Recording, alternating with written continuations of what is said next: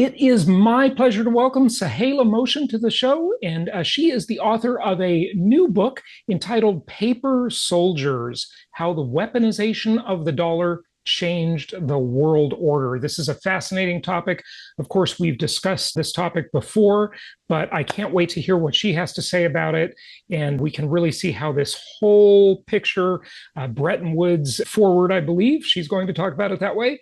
And we'll see how that's going to play out in the future as well. So looking forward to it. Welcome. How are you? I'm so glad to be here, Jason. It's good to have you. And you're coming to us from Washington, D.C., right? I'm in the capital of our nation. You're in the belly of the beast. Good stuff. Well, tell us about Paper Soldiers, if you would. And it is really amazing how valuable the dollar has been to the United States in terms of the way it can export its power, its policy, and just do so many things having that reserve currency status. The US dollar gives the country unique power overseas and domestically. There are two definitions of a strong dollar. One is just its strength in foreign exchange rate value, how many yens or sterling or euros you can buy overseas with the dollar at any given moment. And then the other strength is dollar hegemony, that the global financial system is underpinned by the dollar. It is deeply entrenched, and everyone's lives at some point touch the US dollar because it owns and runs the global financial system. The book itself is a narrative that reveals the powers of the US Treasury Department, how it has an influence on Americans' ability to pursue the American dream.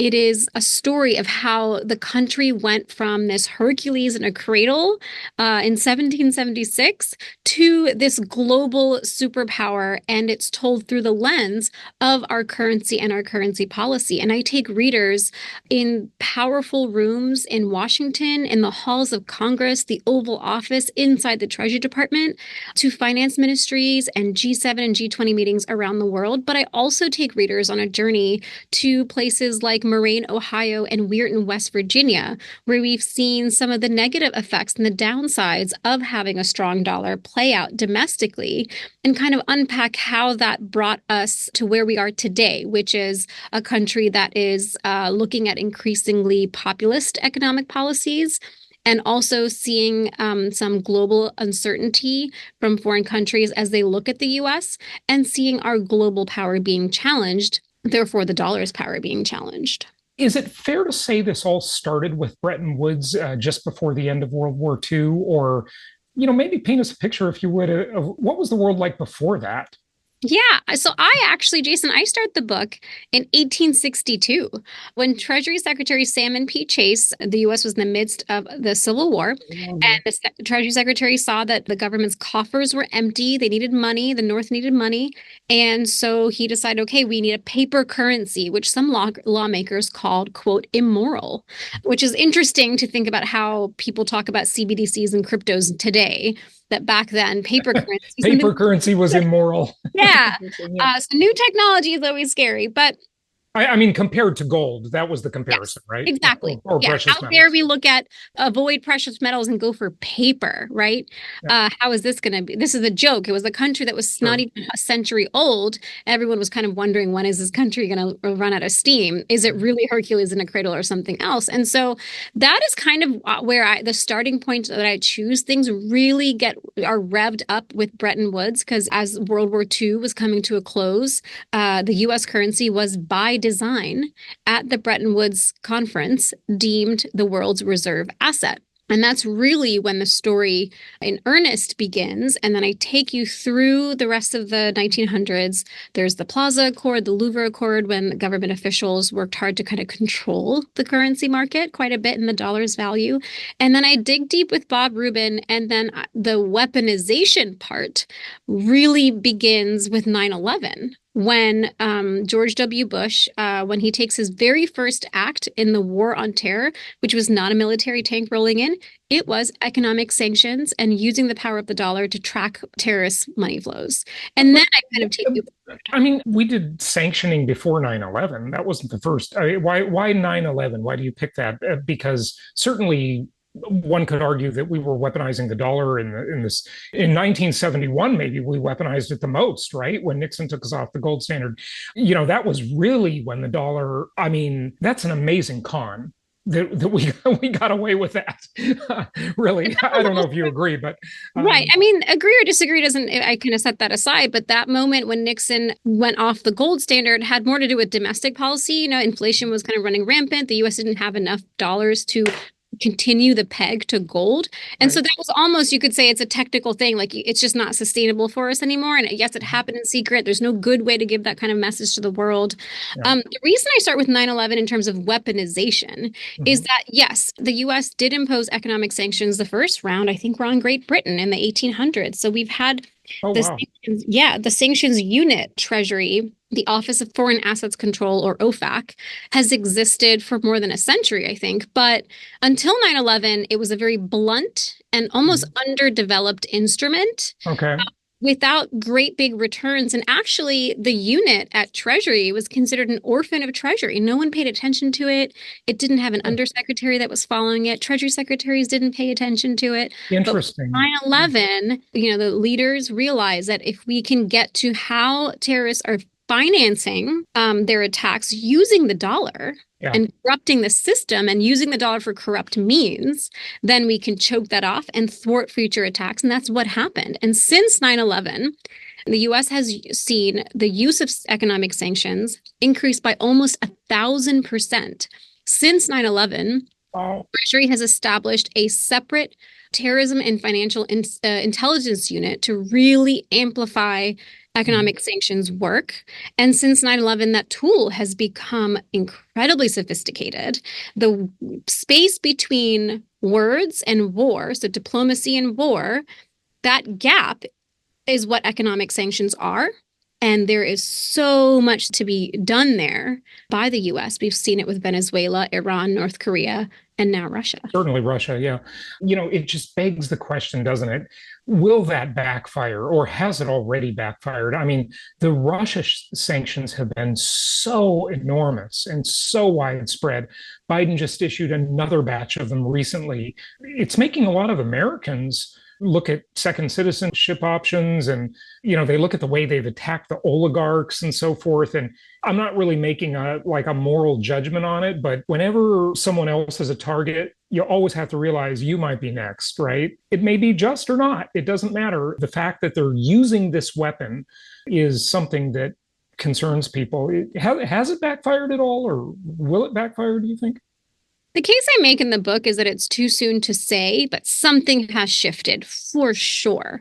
I start the book and I end the book on February 26th, 2022 at 5:13 p.m. at the exact moment that those economic sanctions were announced. Now, one thing to remember is that they were US-led sanctions. So 30 countries came together with the Wasn't US just the US. and Okay. imposed the harshest sanctions that the world has seen on a G20 country. At the same time, they're incredibly porous. You talk about de-swifting, cutting banks off from Oh, Swift. SWIFT. There are like 200 banks in Russia that use SWIFT. Like 10 of them were cut off. So you have all these other options. Mhm. Also, different things like in the last year alone, Russia has imported $1 billion worth of microchips, advanced microchips from US and European companies without violating sanctions. So the whole plan is very porous, but the expectations were so high. You had President Biden a couple of weeks after those sanctions came down in March of 2022 saying the ruble is now rubble. Right? Once he said that, he set the benchmark of how we are supposed to judge these sanctions. And Russia's economy is still going. It's Yeah. converting to a war economy. Sure, they've had some economic pains. They've had to make some changes, but they transformed and they are still on track for expansion this year. Yeah, that has amazed me because when the invasion happened, I thought Russia was just going to be ruined. I mean, those sanctions were so severe, so harsh, so widespread that I thought they would just be ruined. And I thought that was a big what is that cryptocurrency that is really for the banking system? I thought that was going to be the big benefactor of it. XRP, I think it's called. I'm not into that deeply, but if they were going to be de-swifted, I thought that would, be a big play, and that would be kind of one of the next big things. I don't think that really happened or played out, but it's surprising how Russia has been pretty resilient in the face of all of this, hasn't isn't it? Absolutely. I think a lot of the US and those aligned with the US didn't quite realize how China and India would really help Russia transform into a war economy and remain afloat. The sanctions have proved porous. There's a lot of questions about enforcement of those economic sanctions and who has the power to make the next calls. Right now there's this big debate going on about being able to confiscate the frozen or immobilized Russian assets it's actually Europe calling the shots on that because most of the money is parked in euros right now. It's also triggered a debate across the BRICS nations, Brazil, Russia, India, China, South Africa, about should we de-dollarize, come together, get some of the Gulf states or oil producing nations to come together and de-dollarize. And it's more talk than action right now, but action starts with talk. On the other hand, a couple of data points to point to that reveal how deeply entrenched the dollar is in the global financial system. It's almost like trying to change the lingua franca away from the English language. Mm-hmm. That's how deeply the dollar is entrenched in financial transactions around the world. So Russia has sold a lot of oil to India, and they have done that transaction in rupees. But Putin does not know how to spend all those rupees because it doesn't have the same exchangeability or demand. Just the same way you and I can't go to Walmart and say, well, I've got rupees. Can I buy these things? People will say, no, we want dollars. Right. In the global marketplace, there's something similar going on. So there's that problem that kind of shows that it's harder to ditch the dollar than you'd think. The other one is Russian local companies are issuing debt in the Chinese yuan. And they are finding that there's some barriers there. One, because the yuan is not, the regime around Chinese currency policy is not as transparent, and the government has a heavier hand in setting what the rate is. The costs for that debt are volatile and unpredictable and high. And so they're running into a lot of roadblocks on how to work around the dollar, but they're still kind of going into the plumbing of the financial system and seeing what pipes can we create to work around this and maintain our economies. Right. And they seem to be doing it pretty well. So rather than talking specifically about sanctions and whether they can backfire or not, maybe just talking in general about the paper soldiers, which is your book title. Will these paper soldiers continue to be as effective as they've been? In other words, what does the future look like for reserve currency status of the dollar and US hegemony? Is that really under threat, as some say it is? Look, I think it's not good to be complacent and assume, no, it's not under threat at all. I think the US officials are more on a defensive posture. You'll hear Chair Jay Powell of the Fed and Treasury Secretary Janet Yellen saying, well, there's no alternative and no, we're not under threat. And that means that they're kind of on the back foot, and that's an interesting shift. In the book, I tell a lot of stories about how in the 80s, a lot of government intervention had currency traders frustrated, or in the 90s, there was talk about maybe the Japanese yen could supplant the dollar. In the 2000s, maybe it's the euro that could supplant the dollar. And none of those none of these things happen. Yeah. One thing that I kind of look to is that if there's volatility or a crisis in any part of the world, whether it's a health or political crisis or financial or economic crisis, if the dollar remains a safe haven, right? Because it's all built on trust. Yep. And we saw earlier this month when the Iran-Israel conflict ratcheted up in the Middle East, the dollar was the safe haven. It was the asset of choice for investors to pile into when things got uncertain. Yeah. And to me, that kind of just shows that the dollar is here to stay. And the biggest threat is not actually going to be foreign. It's not going to be other countries coming together and finding ways to work around the dollar, because that's okay. A slightly diminished role would be fine. Diversification of different assets is also fine because of just how strong the dollar is in terms of its global hegemony and the status that it has. I think that the bigger threat is internal. The reason investors and foreign countries pour into the dollar and the reason it is the world's reserve asset is all built on trust and faith in our democracy. There's a line that Bob Rubin has given out that faith in democracy and faith in markets go hand in hand. The reason markets have faith in our dollar is because we have rule of law, we have free and fair elections, and independent agencies like the Fed and the Supreme Court and others.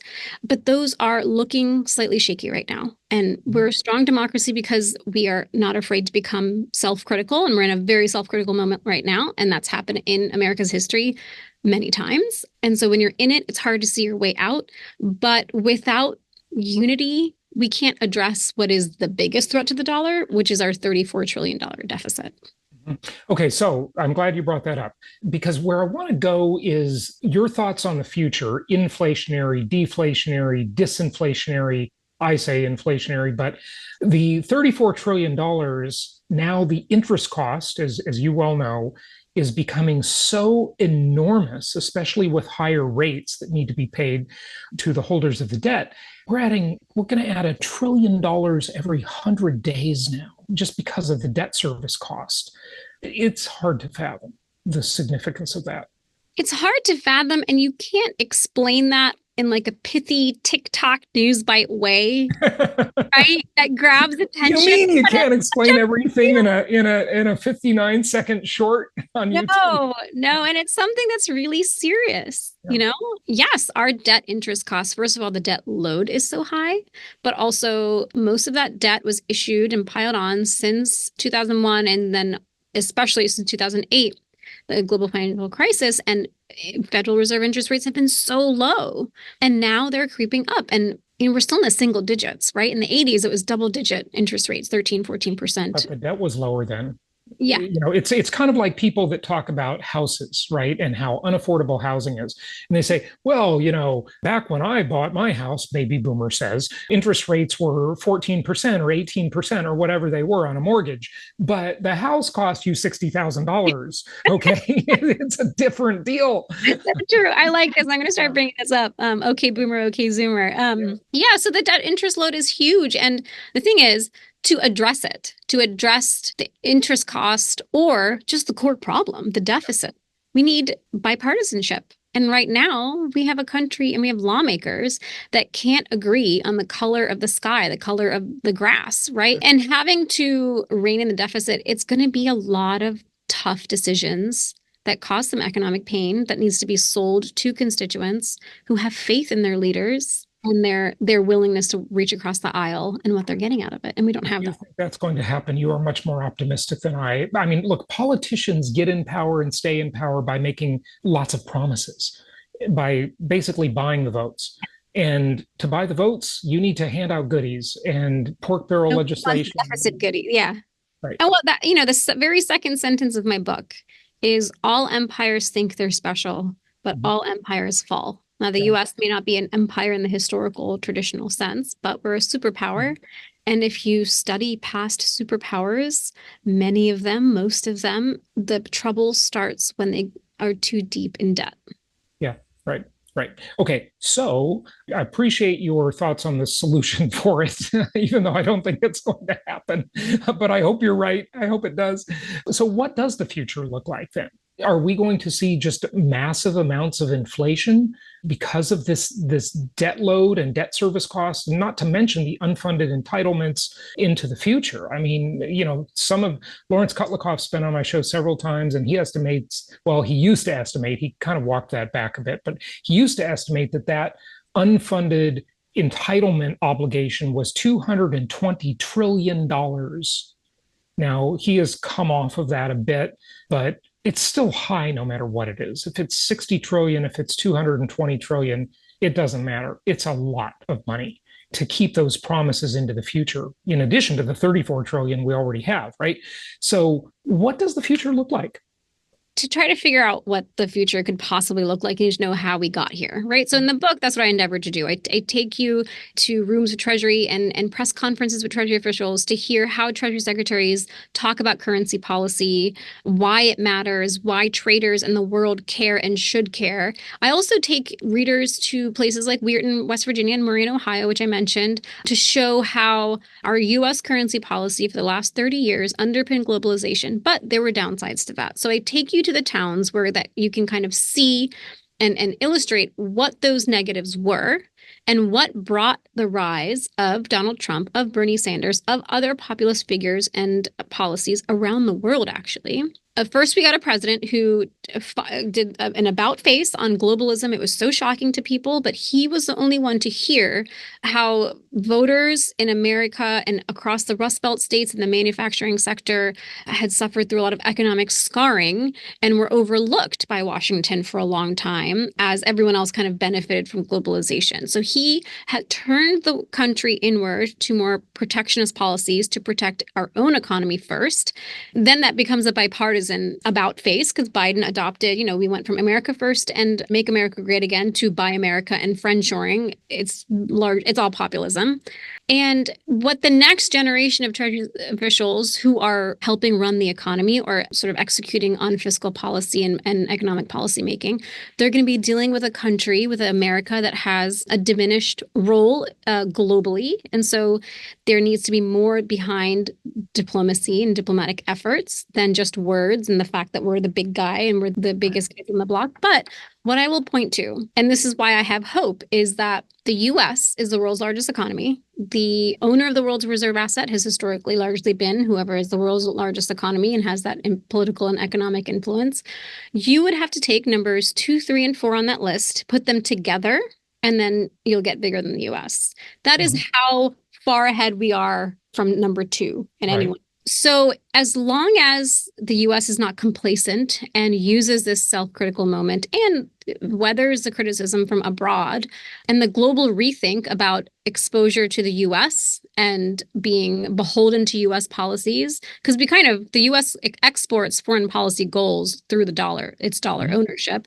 Sure. There's a rebalancing, and as long as the economy remains strong and politically and domestically there is strength and the democracy remains strong, then there is hope.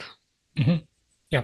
And I think I agree with you in that I believe you're optimistic about it, right? And I agree with you. I don't think China is any big threat. I don't think the BRICS are any big threat. I mean, the BRICS can't even get along with each other.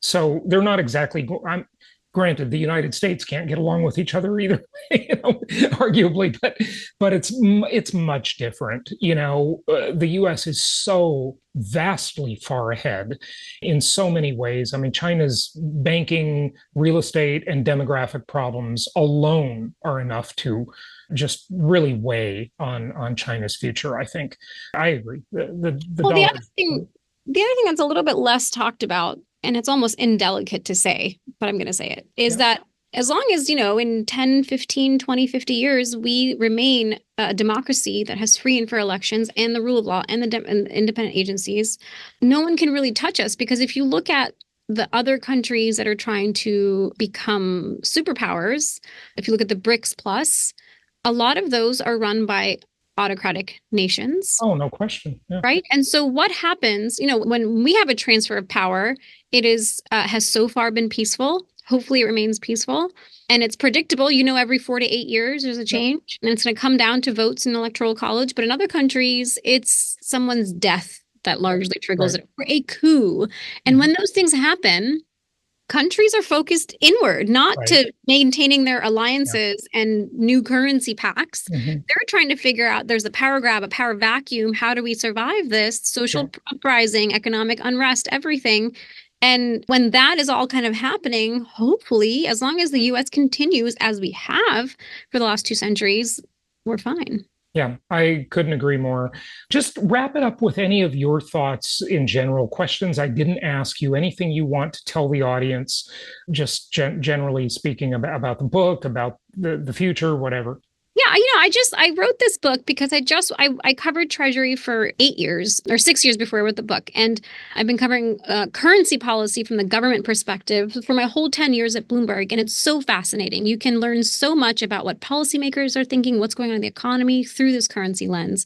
But the other thing is that I take you inside how a powerful agency works. You get to meet not just Treasury secretaries whose names a lot of us know, Hank Paulson, Tim Geithner, Stephen Mnuchin, Bob Rubin, but you also get to meet some of the unsung heroes, civil servants whose maybe their paintings are not hung on, and done in oil paintings and hung on the walls of Treasury, but they are also stewards and courtiers of the dollar. And I think that's what this book brings, is this. It's almost like a novel of our currency policy history. I've humanized it a lot, but also kind of brought in the global perspective of what could happen next. So I hope you'll Excellent. enjoy it. Excellent. Well, I'm so glad you wrote the book. It's just such an important topic. Saleha, go ahead and give out your social media or a website, and of course, the book is available with excellent reviews in all the usual places. Any resources you want to share with people? Yes, I'm at Saleha Mohsin on Twitter. I respond to every Twitter and LinkedIn message that I get. The book is available on Amazon and everywhere you can buy books and audiobooks, and also on your Kindle. Saleha, thank you so much for joining us. Thanks for having me, Jason.